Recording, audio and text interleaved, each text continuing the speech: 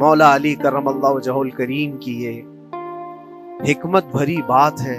ارشاد فرماتے ہیں جب کبھی مصیبت آئے اللہ کی طرف سے تو یہ امتحان ہے یا سزا ہے؟ کیسے پتا چلے؟ ظاہر سی بات ہے ہر کوئی یہ کہتا ہے یہ تو اللہ کی طرف سے امتحان ہے، آزمائش. ہم بھی اندر تھے تو یہ بار بار احساس دلایا جاتا تھا، اور بعض لوگ یہ کہتے تھے کہ اللہ کی طرف سے آزمائش امتحان ہے، اس کو گزار لیجیے. بعض مرتبہ امتحان ہے اور بعض موقعوں پر سزا ہے. اور سزا کب ہے اور امتحان کب ہے یہ کیسے پتا چلے؟ بہت بڑا فارمولہ ہے.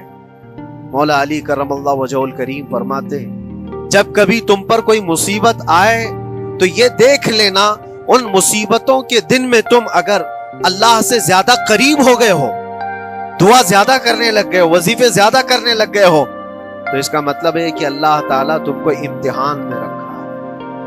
اور اگر مصیبتوں کے آنے کے بعد بندہ دور ہو جاتا ہے اللہ سے، پھر وہ بفر جاتا ہے، گناہ زیادہ کرنے لگتا ہے، تو سمجھ لو یہ سزا میں ملوث ہے. اب سب کی زندگی میں یہ مصیبتیں جب آتی ہیں تو خود اپنے آپ کو ریئلائز کرے، احساس کر کے دیکھے کہ مصیبت آئی ہے تو میرے ہاتھ میں تسبیح آ گئی یا پھر گالی گلوچ. مصیبت یا آفت آئی ہے میرے گھر پر تو میں عبادت اور نماز کی طرف زیادہ جا رہا ہوں یا پھر عیش و عشرت کی طرف زیادہ جا رہا ہوں، تو تمہیں خود پتہ چل جائے گا کہ تم اللہ کی طرف سے امتحان میں ہو یا پھر سزا میں. میرے عزیزوں، بہت مقامات ایسے ہیں جہاں پر بظاہر مصیبت کی حکمت ہمیں نہیں معلوم ہوتی کہ کیوں آئی یہ مصیبت، کیوں دی گئی ہے ہمیں ایسی تکلیف. اسی کا نام تقدیر ہے کہ اللہ تعالیٰ کے لکھے ہوئے پر راضی رہنا یہ مومن کی شان ہے. مومن کو ہمہ وقت اللہ تبارک و تعالیٰ کی طرف سے لکھی ہوئی اس تقدیر پر راضی رہنا ہے. آپ کو میں ایک بات بتا دوں میرے عزیزوں، یہ میں قید کی حالت میں رہ کر کے ایک شخص نے مجھ سے سوال کیا تھا، آپ تو اللہ کے نبی صلی اللہ تعالیٰ علیہ وسلم کی ناموس کی بات کرتے ہو، حضور کی محبت کی بات کرتے ہو، ان کے عشق کی بات کرتے ہو، اور یہ بھی کہتے ہو کہ نبی پاک صلی اللہ تعالیٰ علیہ وسلم دستگیری کرتے ہیں، اپنے غلاموں کی مدد کرتے ہیں، تو اتنے دنوں سے کیا آپ نے حضور کو نہیں پکارا؟ کیا رسول پاک صلی اللہ تعالیٰ علیہ وسلم سے محبت اور عشق کی بات کے بعد آپ نے بھیک نہیں مانگی؟ لیکن ہوتا ایسا ہے کہ جو جتنی محبت کرتا ہے اتنے ہی امتحانوں سے گزارا بھی جاتا ہے، اس کو امتحان دینے پڑتے ہیں. اسی لیے بار بار میں یہ بات کہتا ہوں، حضور پاک صلی اللہ تعالیٰ علیہ وسلم کی ناموس کی بات کرنا، عظمت رسالت کی بات کرنا، یہ حلوے پراٹھے کھانے کا نام نہیں ہے. یہ شہادت گہے الفت میں ہے قدم رکھنا. لوگ آسان سمجھتے ہیں مسلمان ہونا.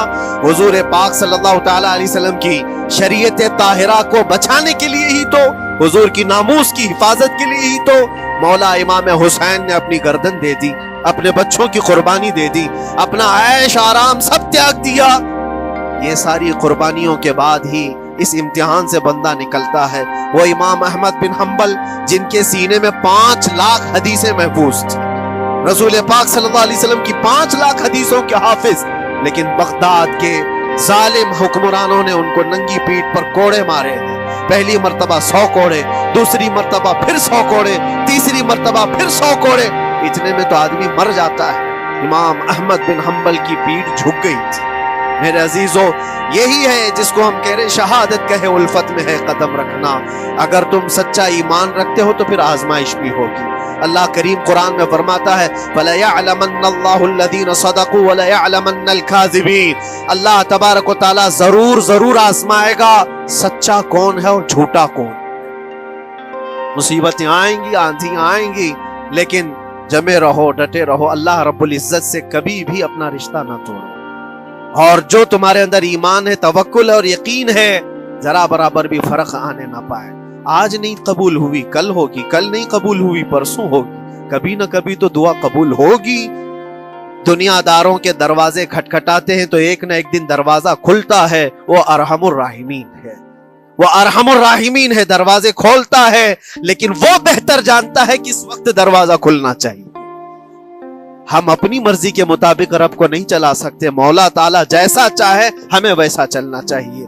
ایک بات اور میں بتا دوں، یہ تو دوسرے لوگوں کی بات ہے جس میں ہمارے قصور ہیں, ہمارے جرم ہیں, ہمارے گناہ ہیں, جس کی وجہ سے مصیبتیں آئیں گی.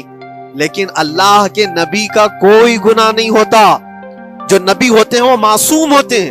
سیدنا یوسف علیہ الصلوۃ والتسلیم اللہ کے نبی ابراہیم علیہ السلام کے بیٹے اسحاق علیہ السلام, اسحاق علیہ السلام کے بیٹے یعقوب علیہ السلام, یعقوب علیہ السلام کے بیٹے یوسف علیہ السلام, جن کی نسل میں انبیاء کرام جو پورا خاندان نبوت کا ہے, وہ یوسف علیہ السلام کن کن مقامات سے گزارے. پہلے بھائیوں نے کنویں میں پھینک دیا, اور اس کے بعد اس زہریلے کنویں سے وہ نکالے گئے. جنگل میں کوئی نہیں تھا جب ان کے بھائیوں نے کنویں میں پھینکا تھا. اس وقت ایک قافلہ جا رہا تھا, انہوں نے ڈول ڈال کر کے نکال لیا اور پھر لے کر کے گئے. یہاں سے کنویں سے تو نکالے, لیکن آگے کی زندگی کیا ہے؟ مصر کے بازار میں لے جا کر قافلے والوں نے بیچ دیا. یوسف علیہ السلام پھر خریدے گئے. کس کے ہاں؟ عزیز مصر, بادشاہ مصر کے گھر میں, اور وہاں پر زلیخا آپ پر فدا ہوئی. پھر آپ پر الزام بھی لگایا گیا, اور اس الزام کی بنیاد پر آپ کو جیل بھیجا گیا. اللہ کے نبی کے دامن پر پیوند تو ہو سکتا ہے, دھبا نہیں ہوتا. کسی گناہ کا تصور بھی وہ نہیں کرتے, وہ معصوم ہوتے, لیکن بغیر کسی قصور کے, بغیر کسی جرم کے آپ کو جیل بھیجا گیا. یوسف علیہ الصلوۃ والتسلیم جیل جب گئے وہ نبی ہو کر کے, اور اس کے بعد دن کٹتے رہے. دن کیسے, ہفتے, ہفتے کیا, مہینے, مہینے کیا, سال. یوسف علیہ الصلوۃ والتسلیم کے 7 سال گزر گئے. جب کبھی کسی انوسنٹ بے قصور آدمی کو تکلیف دی جاتی ہے تو اس کو احساس زیادہ ہوتا ہے, اور جرم کی وجہ سے جب کوئی تکلیف میں آتا ہے تو کمپرومائز کر لیتا ہے, میں ایسا غلطی کیا تھا, مجھے یہ جھیلنا پڑ رہا ہے. لیکن جس کا جرم ہی نہیں, نہ کردہ گناہ کی سزا جب دی جاتی ہے, بندہ بہت بکھر جاتا ہے, ٹوٹ جاتا ہے. لیکن وہ اللہ کے نبی تھے, توکل کیسا تھا, یقین کیسا تھا, صبر کے ساتھ نکالے. لیکن ایک بہت پیاری بات ہمیں ملتی ہے میرے عزیزوں, وہاں قیدی اور بھی تھے, اور یوسف علیہ السلام کو اللہ تعالیٰ نے ایک معجزہ عطا کیا تھا. وہ خوابوں کی تعبیر سچی سچی بتاتے تھے. خواب کی تعبیر ہوا کرتی ہے, جو بھی خواب دیکھتا ہے آدمی اس میں اشارہ ہوتا ہے اللہ کی طرف سے. تو 2 قیدیوں نے خواب دیکھا تھا, یہ قرآن پاک کے سورہ یوسف میں پورا موجود ہے 12ویں پارے. 2 قیدیوں نے خواب دیکھا, اپنا اپنا خواب انہوں نے بیان کیا یوسف علیہ السلام کو. ایک قیدی نے دیکھا کہ وہ سر پر روٹیاں رکھ کر کے لے جا رہا ہے اور پرندے نوچ نوچ کر کھا رہے. دوسرے نے دیکھا کہ وہ انگوروں کو نچوڑ کر کے اس کے رس پی رہا ہے.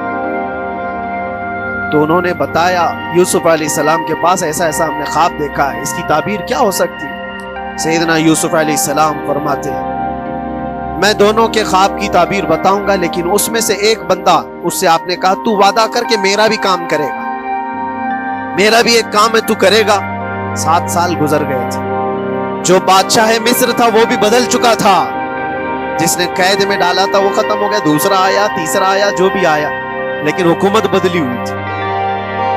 تو خواب کی تعبیر بتانے سے پہلے ایک قیدی سے یوسف علیہ السلام نے کہا میرا کام تو کرے گا. اس نے کہا ہاں, آپ جو کہیں گے میں کروں. تو سنو, تعبیر یہ ہے, جس کے سر پر روٹیاں رکھی ہوئی اور کوے کھا رہے تھے یا پرندے کھا رہے تھے, اس کی تعبیر یہ ہے کہ ان قریب تجھ کو موت کی سزا سنائے گا. وہ غمگین تھا. دوسرے سے کہا تو انگور کے رس نچوڑ کر پی رہا تھا, تیرے خواب کی تعبیر یہ ہے کہ ان قریب تجھ کو رہا کر دیا جائے, تو آزاد ہوگا, اور تجھ سے ہی میرا کام یہ ہے کہ آزاد ہو کر جائے گا تو تو موجودہ وقت کے جو بادشاہ ہے شاید اس کی فوج میں شامل ہو جائے یا اس کے سپاہیوں میں یا وزیروں میں, تو میری یہ بات اس تک پہنچا دینا, پچھلے 7 سالوں سے بے گناہ بے قصور ایک قیدی اندر ہے, اس کو آزاد کر دیا جائے, اس کو آزاد کر دیا جائے. اس نے کہا بالکل, اگر میں چھوٹا تو آپ کا ایک کام ضرور کروں. سنیے بات, چند دن نہیں گزرے تھے کہ اس ایک قیدی کو موت کی سزا ہو گئی. اس کو موت کی سزا سنائی گئی اور پھانسی ہو گئی.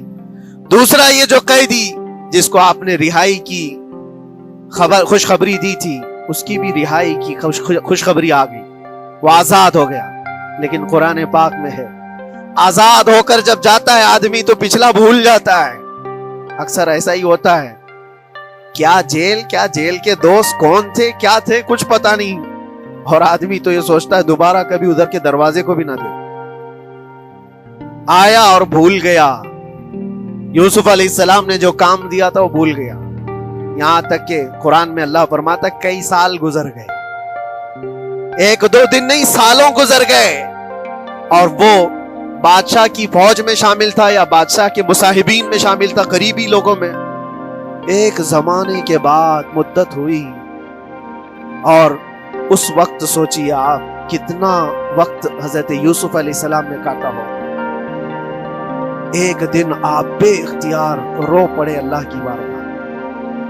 یہ میں آپ کو بتا رہا ہوں، کبھی کبھار انسانی فطرت کا تقاضا ہے. اللہ تبارک و تعالیٰ کی بارگاہ میں رو پڑے اور کہا اے رب العالمین، اے ارحم الراحمین، یہ دن کب ختم ہوں گے؟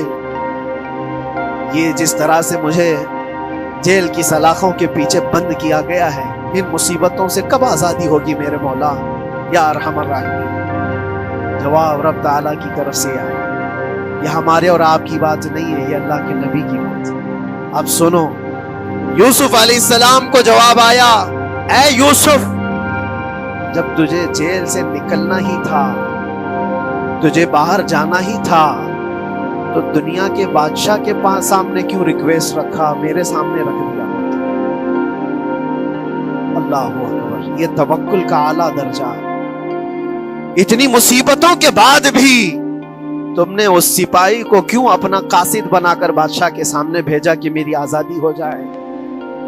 یوسف علیہ السلام بہت روئے، سجدے میں گر کر کے مولا مجھے معاف کر دے، اور میرے ہر شے کا تو مالک ہے. اب میں زندگی بھر قید میں رہوں یا آزاد رہوں، یہ تیری مرضی ہے. میرے عزیزو، پھر یوسف علیہ السلام کے ساتھ کیا ہوا؟ بادشاہ نے خود ایک خواب دیکھا اور وہ پریشان تھا، خوابوں کی تعبیر کوئی بتا نہیں رہا تھا. تب اس قیدی کو چھوٹے ہوئے کو یاد آئی بات کہ جیل میں ایک آدمی ہے جو سچی سچی تعبیر بتاتا ہے. پھر اس نے بادشاہ سے کہا ایک قیدی بہت شریف اور صالح ہے، وہ سچی تعبیر بتائے گا، آپ کہیں تو میں اس کو لے آؤں. اور اس نے مجھے یہ کہا بھی تھا کہ اس کو آزاد کرنا ہے، آپ کے پاس ریکویسٹ رکھنی ہے کہ وہ بے قصور قید میں ہے. بادشاہ نے معلومات حاصل کی اور اس کے بعد پروانہ دے دیا کہ اس قیدی کو آزاد کیا جائے جس کو بے قصور رکھا گیا، اور میرے خواب کی تعبیر بتائی جائے. یوسف علیہ الصلوۃ والتسلیم کو لوگ آئے لینے کے لیے. اب یہاں منظر اور ہے میرے عزیزوں. کہا کہ بادشاہ نے خواب دیکھا، اس کی تعبیر بتائی. آپ نے تعبیر تو بتا دی کہ کیا ہونے والا ہے اگلے 7 سالوں میں بادشاہ کے ساتھ، یہ ساری تعبیر بتائی. لیکن جب آزاد کرنے کی بات آئی تو آپ نے کہا رہنے دو، اب مجھے قید میں، مجھے قید میں رہنے دو، اس لیے کہ آپ کو یہ احساس ہوگا کہ میں بادشاہ کے پاس کیوں رکھا ہے اس مقدمے. لیکن بعد میں بادشاہ اور اس کے مصاحبین اور اس کے وزیر آپ کو اصرار کرتے ہوئے لے گئے اور لے جا کر کے سیدھے وزیر اعظم کے تخت پر بٹھا دیا، سیدھے وزیر اعظم کے تخت پر بٹھا دیا. پھر رب تبارک و تعالیٰ نے فرمایا اے یوسف، جب تک ہم چاہیں تب اندر رہے گا آدمی، اور جب ہم چاہ لیں باہر تو پھر اپنی مرضی سے کوئی اندر بھی نہیں رہ سکتا. حقیقت ہے میرے عزیزو، جب مصیبتوں کے ختم ہونے کا وقت آئے پھر پوری دنیا کھڑی ہو کر کے بھی تم کو مصیبت نہیں دے سکتی، تکلیف نہیں دے سکتی. اور رب تبارک و تعالیٰ نے فرمایا وَإِن يَمْسَسْكَ اللَّهُ بِضُرٍّ فَلَا كَاشِفَ لَهُ، اگر تم کو اللہ کی طرف سے کوئی مصیبت آئے تو کوئی اس کو ہٹانے والا نہیں ہے. وَإِن يَمْسَسْكَ اللَّهُ بِخَيْرٍ فَلَا رَادَّ لِفَضْلِهِ، اور اگر اللہ تبارک و تعالیٰ کوئی بھلائی کسی بندے کو دے دے تو دنیا کی کوئی طاقت اس کو روک بھی نہیں سکتی. آج اگر رب تبارک و تعالیٰ ہم کو کوئی مقام اور مرتبہ دے دے، کوئی عزت اور انعام دے دے، سارے کتے بھونکتے رہیں، اس انعام کو کوئی رد نہیں کر سکتا. اللہ تبارک و تعالیٰ کا دیا ہوا فضل اس کو کوئی کاٹ نہیں سکتا، اور اس کی دی ہوئی مصیبت کو کوئی دوسرا ٹال بھی نہیں سکتا. اسی لیے آؤ لگے رہو اسی بارگاہ میں اور عرض کرو کہ مولا مجھ سے جو خطائیں ہوئی ہیں اس کو درگزر فرما دے. اور जिस तरह की भी तू जिंदगी दिया है ये तेरा शुक्र है मौला, शुक्र अदा करने की आदत डाल लो। अल्लाह तबारक व तआला फरमाता है ला इन शकरतुम ला अज़ीदन्नकुम, अगर तुम शुक्र अदा करोगे तो मैं और ज्यादा अता करूंगा, और ज्यादा अता करूंगा। आज अगर थोड़ी सी मुसीबत है तो शुक्र अदा करो कि मौला बड़ी मुसीबत तो नहीं आई है, ये भी तेरा करम है, तेरा एहसान है। मुसीबत ज़दा लोगों को देखता हूं तो फिर मैं ये कहता हूं हाथ भी सलामत है, पैर भी सलामत है, आंख भी सलामत है, जुबान भी सलामत है, दिमाग भी चल रहा है, क्या ये शुक्र करने का मौका नहीं है? ये शुक्र करने का मकाम नहीं है? आओ हर दिन अल्लाह का शुक्र अदा करो, शिकायतें कम करो। अल्लाह तबारक व तआला को ये जिंदगी पसंद है। व आखिर